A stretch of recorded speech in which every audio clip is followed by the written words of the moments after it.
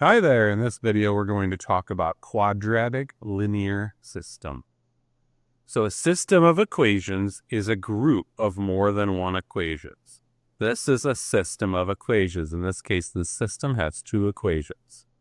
A quadratic equation is an equation that has a squared in it, has the highest exponent. And a linear equation is an equation that just has an x of no exponent as its highest equation, or has its highest exponent. So this is a quadratic equation, and this is a linear equation. And this question says, find all solutions to this system algebraically. So we're going to solve to find all values of x and y that make both of these true at the same time. So our answer is going to have an x paired with a y, and then maybe a different x paired with a different y. And then maybe a third x paired with a third y. And I'll tell you why that's not true. A quadratic linear system at most will have two solutions.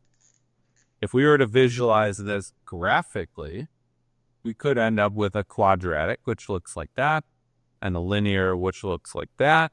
This intercepts twice. We could also have a quadratic that looks like this, and a linear that looks like this. And that intercepts just once. So this one has two solutions. This one has one solution.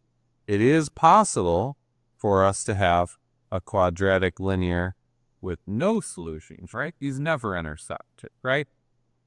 So these equations could have up to two solutions. And solutions are going to be points. So if it has two answers, there's going to be two numbers, that x and a y for each. So anyway, how do we find this solution algebraically? Well, the best way to do it is to use substitution. So you can see this as y equals. If you can have one of your equations have a letter by itself equals, like y equals, or maybe it says x equals, then you can use a process called substitution. So if all of this is equal to y, then I can put all of that in place anywhere I see the letter y. So I could put all of this into that little y right there. And now instead of having two equations, I'm just going to have one equation. Let's write this bottom equation here, 2x plus, and instead of writing y, let's put all that stuff in its place. Negative 3x squared plus 7x plus 2 equals 2. The equals 2 is already here, right? And the 2x is already here. So this is the new stuff, right? If all of this is equal to y, then I can put all of that in place of y. And now that I have one equation, I can solve it. As soon as I see a squared, I'm going to say, how do I solve equations with squared? Well, I can use quadratic formula. I can use completing the square. I can use factoring. I'm going to use quadratic formula, which means I need this all to be in standard form, and I need it equal to 0. So let's rearrange things here. Let's put the 3x, negative 3x squared first. Let's combine 2x plus 7x is 9x. This plus 2 is just going to hang out here right now. And it's not equal to 0 yet. It's equal to 2. I need to move that 2 over to make it equal to 0. So I'm going to do minus 2 to both sides. And I get negative 3x squared plus 9x. That's 0. And that's 0 equal to 0. All right, now I'm going to use the quadratic formula because I said I was going to, but actually I'm really tempted to factor this instead. This is a question that I can solve using factor. So I'll do factoring, but quadratic formula, you would just assign this to be a and this to be b. And we don't have a c, so c would be 0. And then you would just plug all those numbers into the quadratic formula. But I want to factor this one because factoring is going to be way easier. These both have a GCF of 3x. When I factor those out, I get x, negative x, plus 3 equals 0.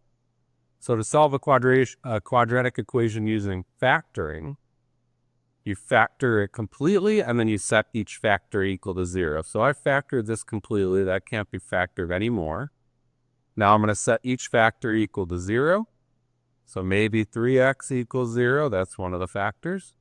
Or maybe negative x plus 3 equals 0, that's the other factor. And then we're going to solve each of those to find the values of x. So when I solve this, I divide by 3 to both sides, and I get x is 0. If I solve this, I'm just going to do move the x over to the other side. We get x equals 3. So our two answers to this question are x equals 0 and x equals 3. But we're not done. When I showed you the graphs, I showed you that they intersected points. And if I want to tell you where a point is, I need to tell you the x coordinates, but I also need to tell you the y coordinates. So let's go back to one of our original equations. I'm going to use the bottom one because it has smaller numbers. Let's write it, and let's change all the x's in the problem to 0. So I change that x to 0, I get 2 times 0 plus y equals 2. 0 plus y equals 2. Y equals 2. So one of my answers is 0, 2. Because when I put 0 in for x, I got y of 2. So that's one of our answers to this question. The other answer, let's find it doing the same process. 2x plus y equals 2. Let's change all the x's now. Shed 3. We get 6 plus y equals 2. When I subtract 6 from both sides, I get y equals negative 4. So my second answer to this question is 3, negative 4. Because when I put in a 3 in for x, y was negative 4. So our answers to this question, there were two solutions. They intersect at the point 0, 2, and they also intersect at the point 3, negative 4. That's quadratic linear systems. Thanks for watching.